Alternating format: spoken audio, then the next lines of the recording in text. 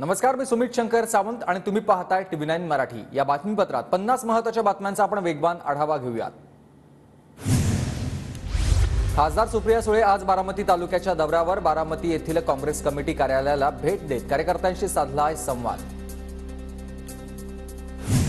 परभणीत ठाकरे गटाकडून खासदार संजय जाधवांनी भरलाय उमेदवारी अर्ज। विरोधी पक्षनेते अंबादास दानवे, मंत्री राजेश टोपे, आमदार डॉक्टर राहुल पाटील, फौजिया खान यांची उपस्थिती। तर अर्ज भरल्यानंतर शक्ती प्रदर्शन करण्यात आलं।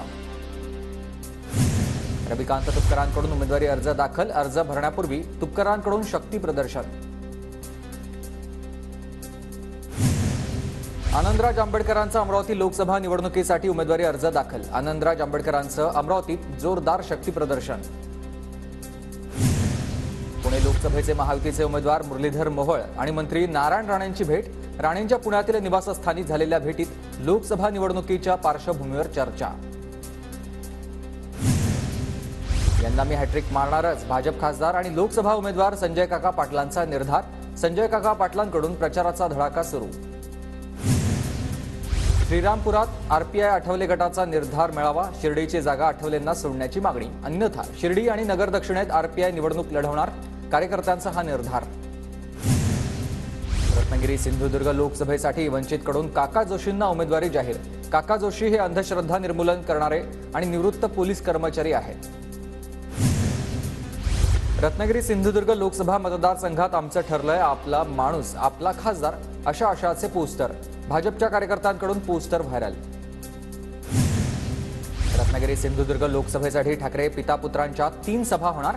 उद्धव ठाकरेंची 28 एप्रिलला रत्नागिरीमध्ये, तर 3 मेला कणकवलीमध्ये सभा होणार आणि आदित्य ठाकरे यांची 4 मे रोजी रत्नागिरीत सभा होणार।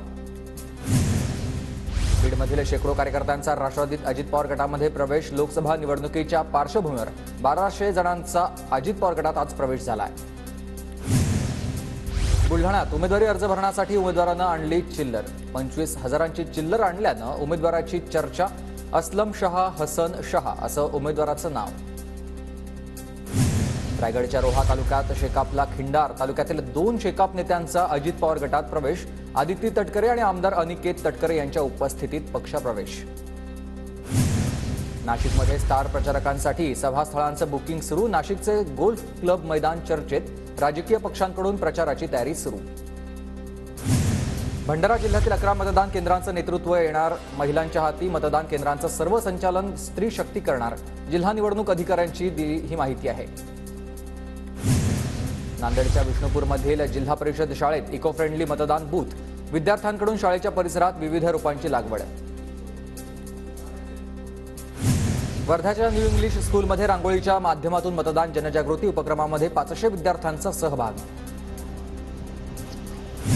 गोंदिया प्रशासनाकडून मतदानाचा टक्का 75% नेण्यासाठी प्रयत्न सुरू। गत निवडणुकीमध्ये 68.27% मतदान झालं होतं। रत्नागिरीच्या खेडमध्ये आचारसंहिता भंगाचा पहिला गुन्हा दाखल। सूड घेणाऱ्यांनी मायेच्या ओलाव्याची अपेक्षा करू नये हे वक्तव्य आणि सदानंद कदम यांचा फोटो असलेल्या बॅनरवर कारवाई।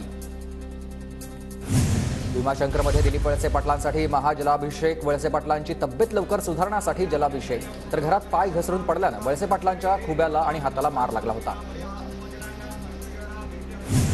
नांदेड जिल्हाधिकारी कार्यालयात परिसरात बॅरिगेड्स लावले। उमेदवारी अर्ज दाखल करण्याच्या अनुषंगानं प्रशासनाची तयारी। पोलीस बंदोबस्तात देखील वाढ। राज्यात 2 महिने उष्णतेच्या झळा बसणार। अनेक ठिकाणी अवकाळी पावसाचीही शक्यता। हवामान विभागाचा हा इशारा। बीडमध्ये उन्हाचा पारा वाढलाय। मुख्य रस्त्यासह बाजारपेठेत शुकशुकाट। उन्हाचा पारा वाढल्यानं नागरिकांची रस्त्यावरच तुरळक गर्दी। कोल्हापूर शहरातील रस्ते खड्डेमुक्त करण्यासाठी सोटा मारो आंदोलन। कोल्हापूर शहर आणि जिल्हा नागरिक कृती समितीचा पालिकेला रस्ते दुरुस्तीसाठी 15 दिवसांचा अल्टिमेटम।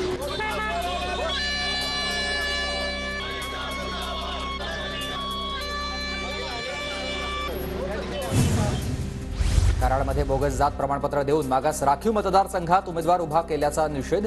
दलित महासंघ आणि बहुजन समता पक्ष येत्या शनिवारी काँग्रेस भाजप नेत्यांच्या घरासमोर आंदोलन करणार। नंदुरबारमधील नेत्रांगा शेवाडी मार्गाची दुरावस्था झालेली आहे। तातडीनं काम सुरू न केल्यास जनआंदोलन करण्याचा सामाजिक संघटना आणि नागरिकांचा हा इशारा। परळी तालुक्यातील लेंडेवाडी ग्रामस्थांची हंडाभर पाण्यासाठी भटकंती।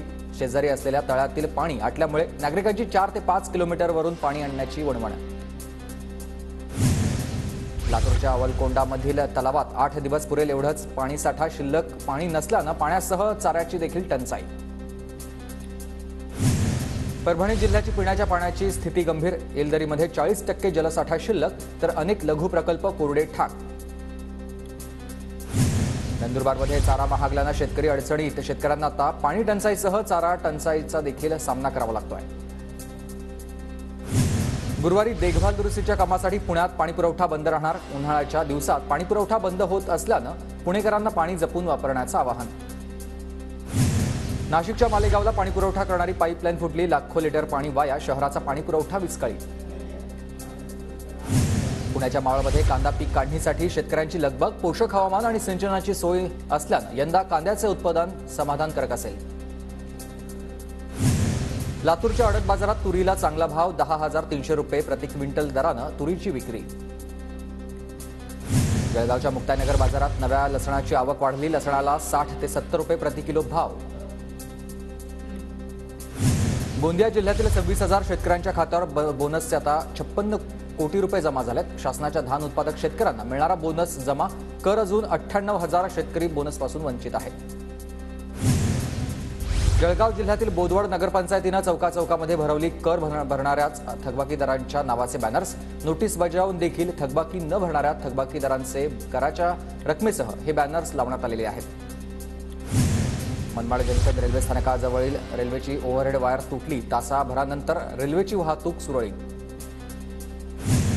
अमरावती जिल्ह्यात घरगुती सिलेंडरचा कॉक सुरू करून जावयाची फाशी घेऊन आत्महत्या. तर जावयाला वाचवायला गेलेला मेहुण्याचा देखील सिलेंडरचा स्फोट झाल्यानं मृत्यू झाला. नाशिक महानगरपालिकेकडून अनधिकृत होर्डिंगवर कारवाई. शहरातील प्रमुख चौकात आणि मुख्य रस्त्यावर उभारलेले अनधिकृत होर्डिंग्स हटवण्यात आले. परभणीत वाहतूक शाखेकडून नियम मोडणाऱ्या 4 चाकी वाहनांवर कारवाई. तर नियम पाळून सहकार्य करण्याचे वाहतूक शाखेचं आवाहन. अकोला जिल्ह्यातल्या अकोट तालुक्यात मोठ्या प्रमाणात लिंबाच्या झाडांची कत्तल. वन विभाग काय कारवाई करणार आता हे पाहणं महत्त्वाचं असेल. नाशिकच्या कसारा घाटात ट्रकला आग. शॉर्ट सर्किटमुळे आग लागल्याची माहिती. अग्निशमन दलाला आग विझवण्यात यश. अनेक वर्षांपासून पाणीपट्टी थकवणाऱ्या 300 पेक्षा जास्त मालमत्ता धारकांची नळ जोडणी खंडित. पिंपरी चिंचवड महानगरपालिकेची कारवाई. कर संकलन विभागाकडून पाणीपट्टी वसुलीची कारवाई सुरू.